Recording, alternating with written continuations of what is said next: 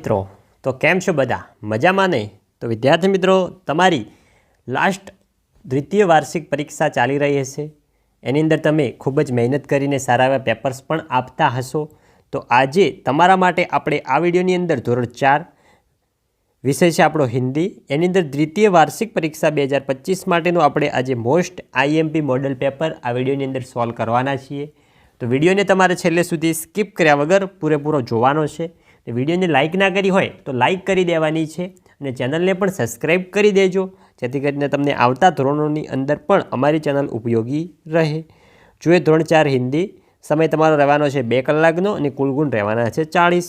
એમાં સૌ પ્રથમ છે પ્રશ્ન 1નો અ કે નિમ્નલિખિત પ્રશ્નો કે ઉત્તર લીખીએ. પ્રશ્નો આપેલા હશે, એનો આપણે જવાબ આપવાનો છે, જે તમારા પાઠના આધારે છે. કે 4 में से किन्हीं 3, એટલે કે 4 પ્રશ્નો આપેલા હશે, બધી કોઈ પણ 3 પ્રશ્નોના જવાબ આપણે લખવાના છે. એમાં પહેલો કે नहाने के लिए हाथी सूंठ में क्या भरता है? तो नहाने के लिए हाथी सूंठ में पानी भरता है. बीजो लड़का किसको छूने की बात करता है? तो लड़का आसमान छूने की बात करता है. तीजो चूहा कपड़ा लेकर किसके पास पहुंचा? तो चूहा कपड़ा लेकर दर्जी के पास पहुंचा.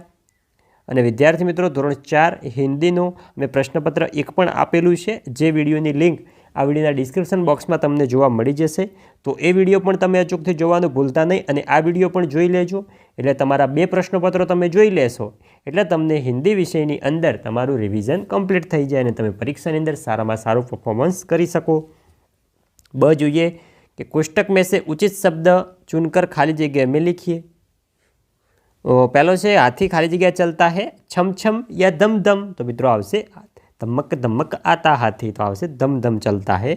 बीजो चूहा खाली जगह में रहता है. चूहा किधर रहता है? चूहा मित्रों गुफा में रह सकता है? नहीं रह सकता, वो बिल में रहता है, એટલે કે દરમાં રહે છે. तीजो चारों ओर खाली जगह बरस रहा था. चारों ओर क्या बरस रहा था? तो चारे ओर ओले बरस रहे थे.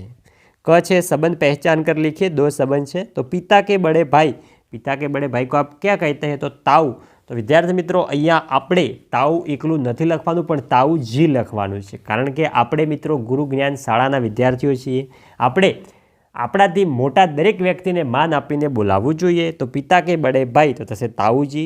બીજો છે માતા કી માતા, તો આવશે નાનીજી. નેક્સ્ટ હવે આગળ વધીશું.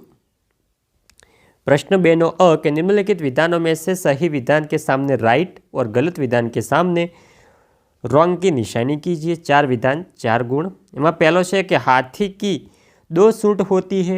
મિત્રો, ક્યારે તમે જોયો છે 2 सूंठવાળો હાથી? નથી જોયો, તો આવશે ખોટું. બીજો દરજી ચૂહે સે ડર ગયા. તો આ વિધાન કેવું છે? સાચું છે. ત્રીજો કશીદાકાર કપડા રંગતા હૈ. તો આ વિધાન કેવું છે? ખોટું છે.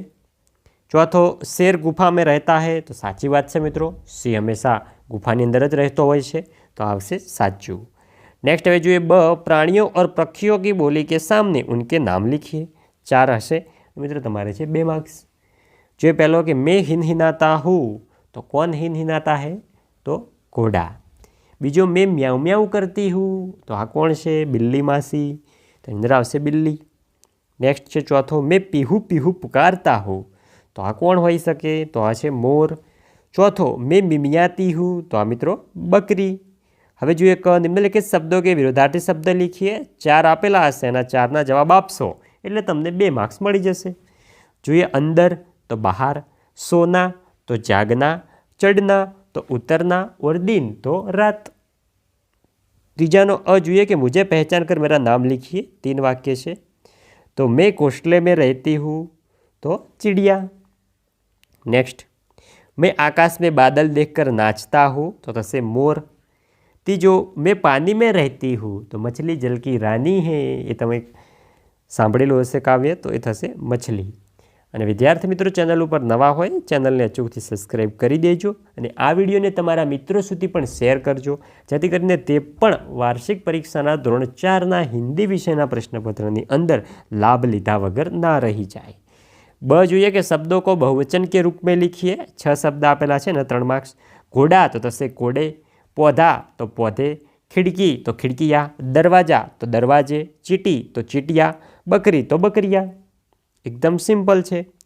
क જોઈએ ગુજરાતી શબ્દો के सामने हिंदी शब्द लिखिए। बारी तो એને હિન્દીમાં શું કહેવાય? ખિડકી। સફરજન તો સેબ। કાચબો તો કછુઆ। છોકરી તો લડકી। તો મિત્રો છોકરો હોય તો શું કહેવાય? લડકે। नेक्स्ट प्रश्न 4 નો अ જોઈએ कि गलत शब्दों को काटकर सही वाक्य लिखिए। 3 वाक्य અને મિત્ર છે 3 ગુણ। એમાં જોઈએ સૌપ્રથમ પહેલો कि वर्णमाला में पहला या दूसरा वर्ण ख होता है। तो वर्णमाला में किस स्थान पर ख आता है? तो मित्रों जे ऊपर જોઈ શકો છો अंडरलाइन करेलो शब्द है ये शब्द निकली जैसे ने साचू वाक्य बनशे कि वर्णमाला में दूसरा वर्ण ख होता है। अहींया जो क आपेलो होय तो मित्रों दूसरा निकली जाए। बीजू જોઈએ कशिकदार ने बिल्ली या चूहे को कचहरी में जाने से रोका।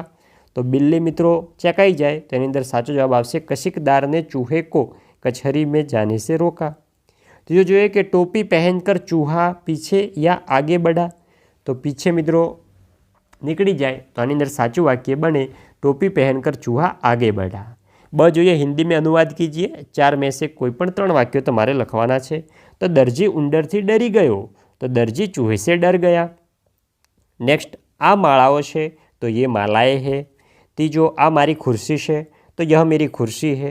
चौथो वरसादनो दिवस हतो तो बरसात का दिन था।